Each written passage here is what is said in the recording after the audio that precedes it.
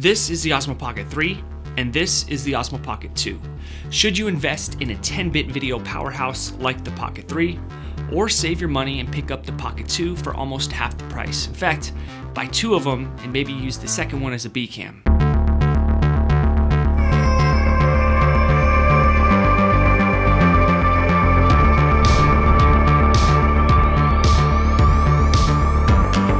Today, we're going to be covering their differences from a real-world usability standpoint. If you love creating videos and you need portability, the question isn't if you should purchase an Osmo Pocket. It really should be which one should you invest in.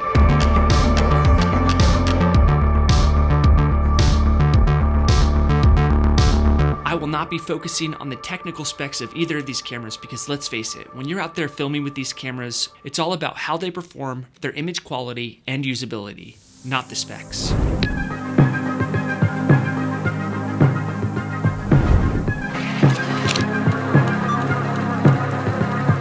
Just like I always do, I'm going to treat this comparison as an actual use case type of video and focus on things that actual users will run into while they're out in the field.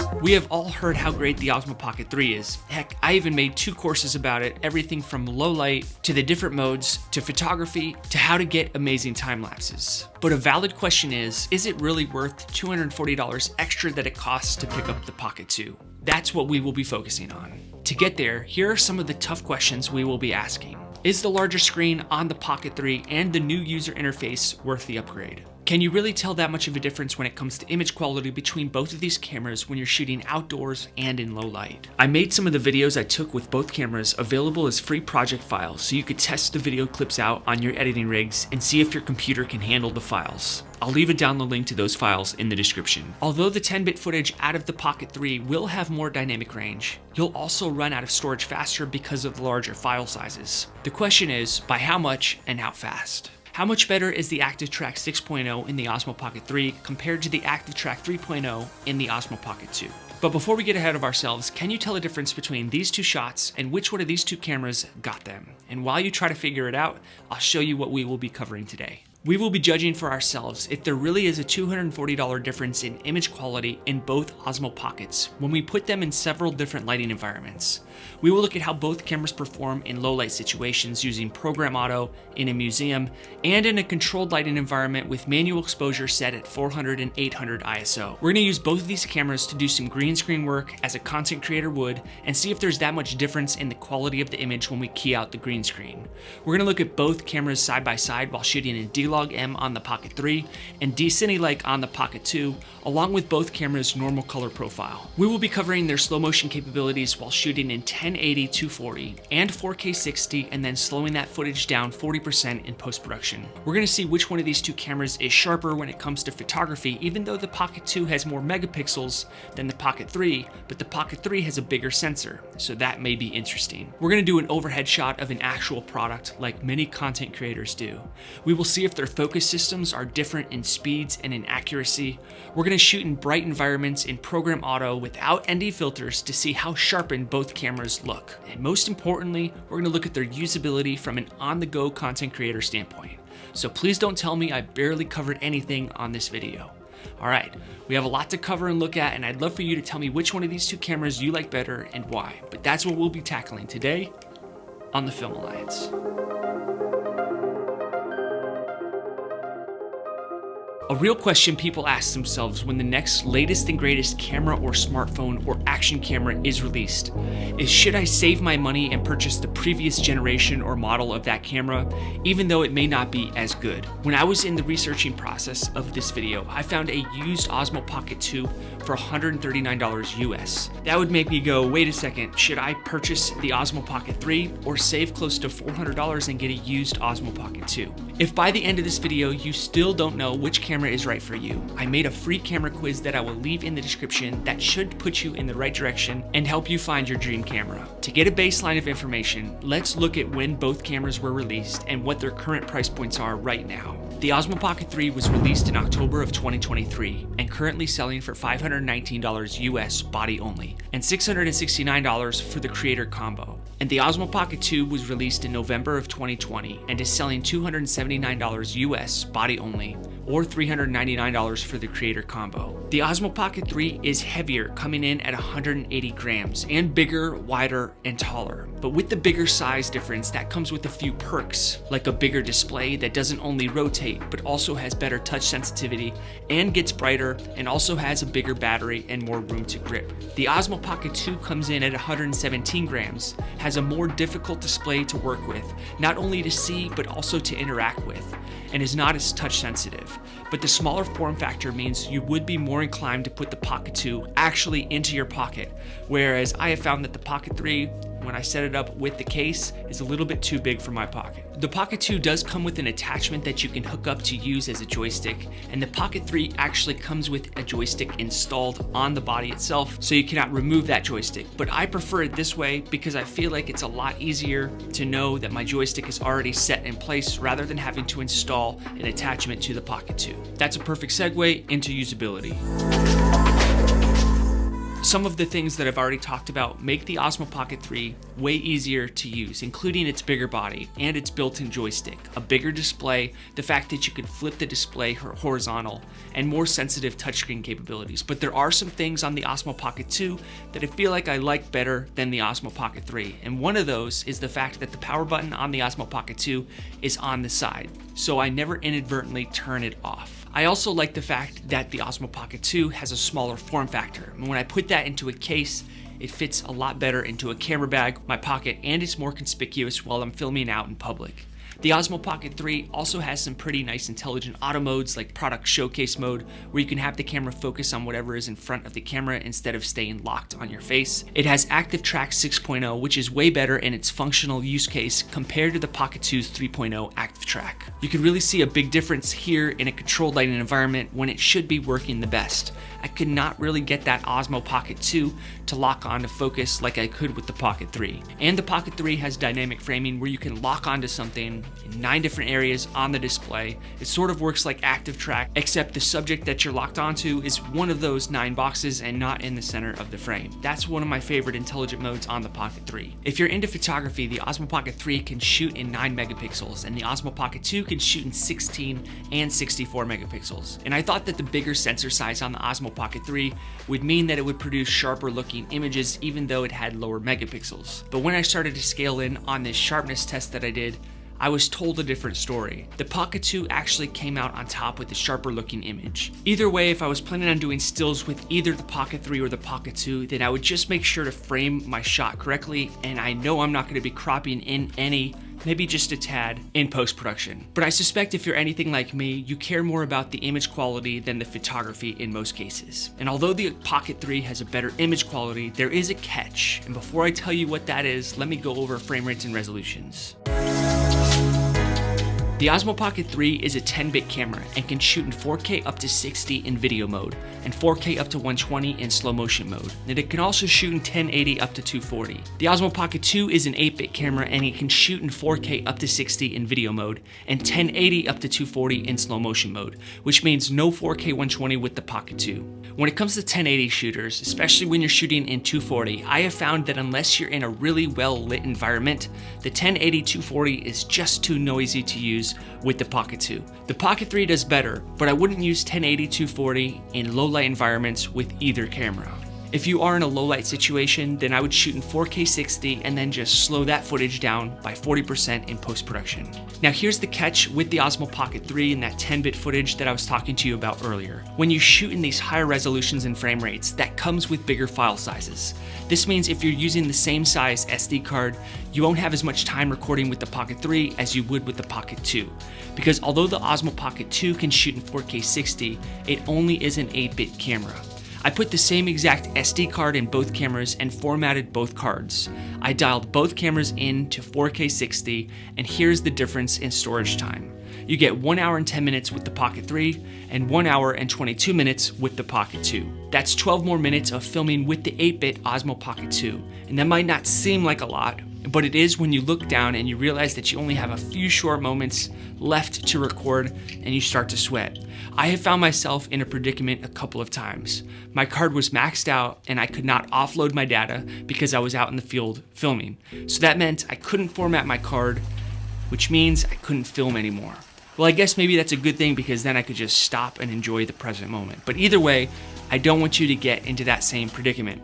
So know the SD cards that you're using and how much filming time you have with that SD card. And it wouldn't be a bad idea to get a few extra SD cards that you throw into your camera bag, formatted, ready to go, so you can pull them out. Also, the 8-bit footage out of the Osmo Pocket 2 will be a lot easier to edit on your editing rig if you have an older, slower editing rig. The 10-bit footage out of the Osmo Pocket 3 has way more data, so you will need to create proxies in order to edit if you have an older rig. They are big files.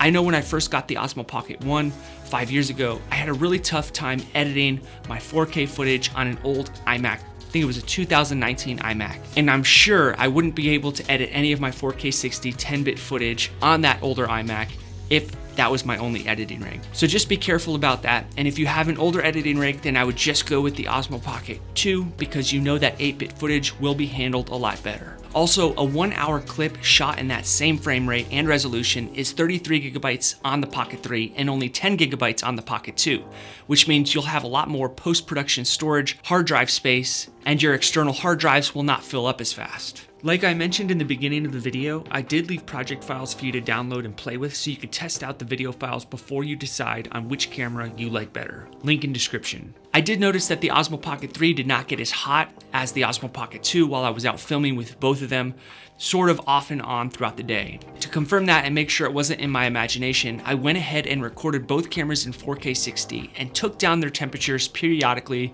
throughout a 45-minute span. And sure enough, within 10 minutes, the Osmo Pocket 2 grew 20 degrees hotter than the Osmo Pocket 3. That's pretty hot. This is probably due to the fact that the Osmo Pocket 3 has better heat dispensation because of the updated electronics and hardware within the body, because it's bigger and it can sustain more processing power.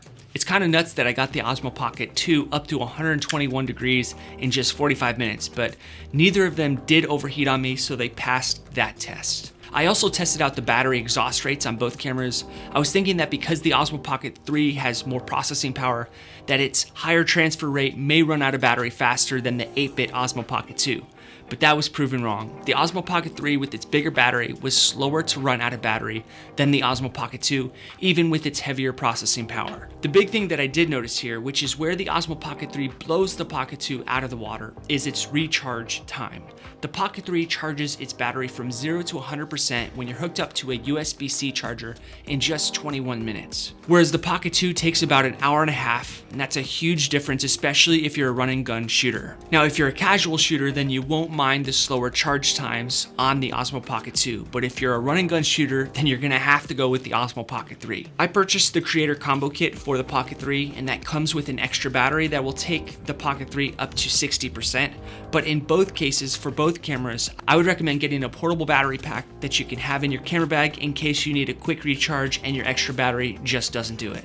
For the heck of it, I threw both cameras into an overhead shot camera situation and got some product shots as a YouTuber or content creator would, someone who's creating overhead product shots. I didn't see much of a difference at first, but upon further inspection, I could tell that the 10-bit Pocket 3 did way better in the shadows than the Pocket 2.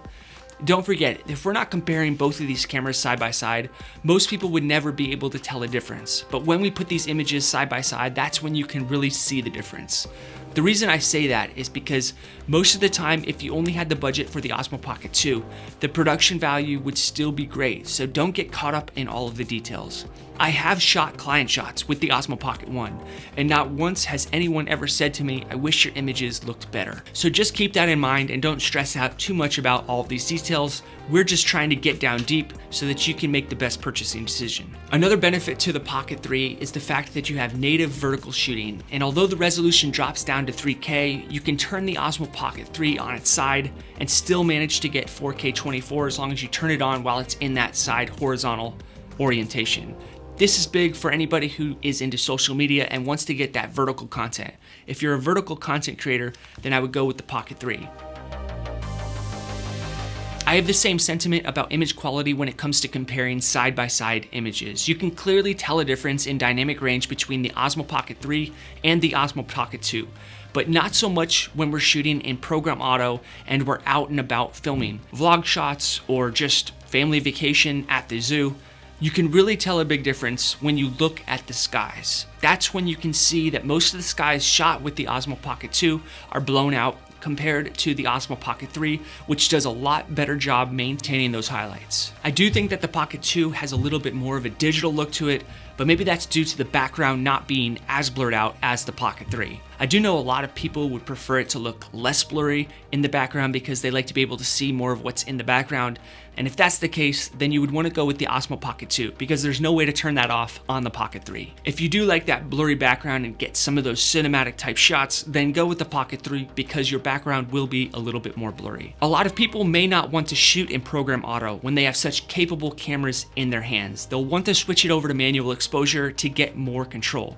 This is where I really did see a big difference between both cameras in their image quality, is when I put both cameras into manual exposure. If you plan on shooting in program auto exposure on either of these cameras, then I would say don't touch their log profiles. D-Log-M on the Pocket 3 and D-Cine-like on the Pocket 2. Program auto exposure works great when you're in the normal color mode, but it seems to overexpose your image by a lot when you're in the log. Program auto exposure works great when you're in the normal color profile. But when you switch it over to log, it seems to just mess up my image. It overexposes it and you don't get that same dynamic range. I don't know what that is about, but there's something going on with that. When it comes time to color grading, I do have a lot more room to grade with the Pocket 3 and D-Log-M compared to the Osmo Pocket 2's D-Cine-like, which tells me there's quite a big difference due to the fact that this is 10-bit footage out of the Pocket 3 compared to the 8-bit footage out of the Pocket 2.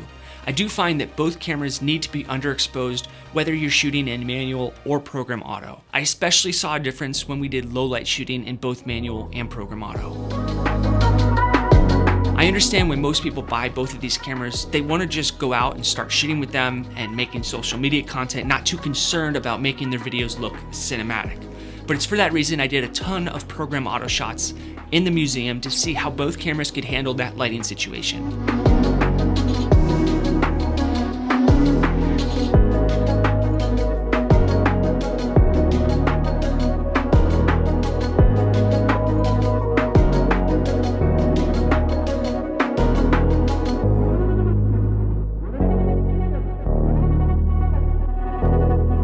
I left the exposure compensation set to 0.0 and just let the cameras do their thing. When we went into this environment, there was a huge contrast between both cameras' image quality, especially in the shadows.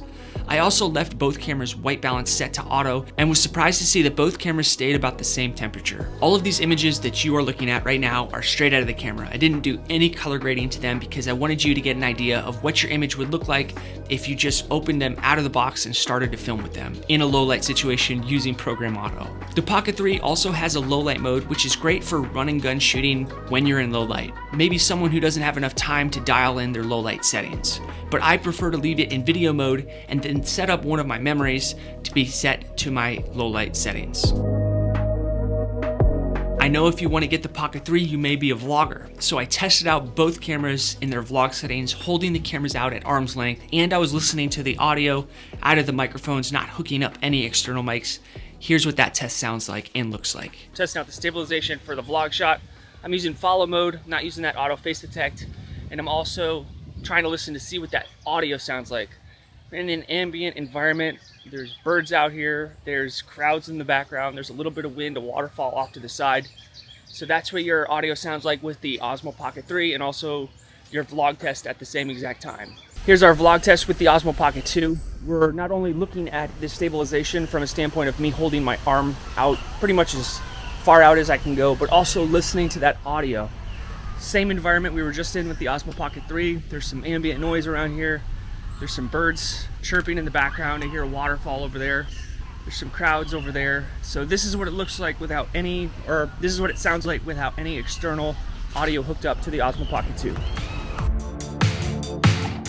To answer some of the questions that we asked in the beginning of this video, I do think that the larger display and the improved touch interface on the Osmo Pocket 3 makes it worth upgrading. I also think that the 10-bit video file will give you a way higher image quality when you're in low light environments, and to me, that makes it worth the extra money, but only if you have the proper editing rig that can handle those sized files. The Pocket 3 also has more dynamic range, updated modes and functionality, and the ability to connect the DJI Mic 2, which is a 32-bit float mic that you can budget for if you're a content creator and you need to be farther away than arm's distance from your Pocket 3. And even if you don't have that mic, the in-body mic on the Pocket 3 is going to be good enough. I don't think that there's a $240 difference if you're a 1080 shooter or a vlogger who doesn't need that much control of your exposure and you just want to shoot in auto exposure. If you're someone who's not going to use the log footage function and someone who wants to be able to just drop it in your pocket and walk out the door and shoot in that normal color profile, then go with the Pocket 2. If you wanted to do some professional client work and you wanted to do a 2-person talking headshot, then you could pick up 2 Osmo Pocket 2s for the price of 1 Osmo Pocket 3 and maybe even 3 Osmo Pocket 2s if you go into the used market. If you want to have a multi-cam setup and you only have about $500 or $600 to get your cameras, then I would go with 2 or 3 Osmo Pocket 2s. You may be tempted to just get the Pocket 3 and then use your iPhone or your smartphone as the second camera, but be aware that you're not going to be able to match up your colors and it's going to look more digital on the iPhone than the Pocket 3. And so when you combine those two footage, I don't care how good of a colorist you are, it's not going to look that good. You could shoot in ProRes log with the iPhone and you could shoot in D-Log M with the Pocket 3, and that might get you there, but the space that you're going to fill with that ProRes log is going to be very difficult to store. So whenever I'm doing 2-person talking headshots, then I would always go with the 2 of the same cameras, at least, if not that, the same brands. One of the main downsides to the Osmo Pocket 2 is that smaller display, but I do think that the stabilization on both cameras is equal. If you are an outside shooter looking for skies that are not always blown out, then I would go with the Osmo Pocket 3 because of its superior dynamic range. I know a lot of people might be upset if they go outside and they film a bunch of stuff and they come home and all of their skies are pretty much always blown out unless they're in that golden hour. So those are just some of the things that I have encountered while I've used both of these cameras, and I was really hoping that the Osmo Pocket 2 was going to do better as far as dynamic range and image quality in low light situations, but it's an 8-bit camera, so it didn't. I didn't see much of a difference when I was out and about. I put them both into program auto in their normal color profile, and we were in uncontrolled lighting environments, and I was just kind of filming around the zoo. So I hope this video helps you better understand which one of those 2 cameras you like better so that you can make an informed purchasing decision. I'm Joe with the Film Alliance. Thanks for watching, and until the next one, have a nice week.